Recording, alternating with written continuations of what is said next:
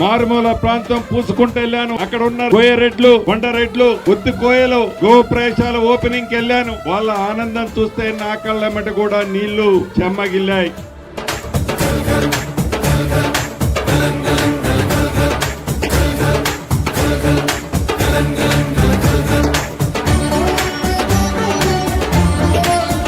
నాకు వాళ్ళు కొత్త టైటిల్ కూడా పెట్టారు. నాకు ఇందిరమ్మ ఇళ్ల సింగర్ అని చెప్తున్నారు.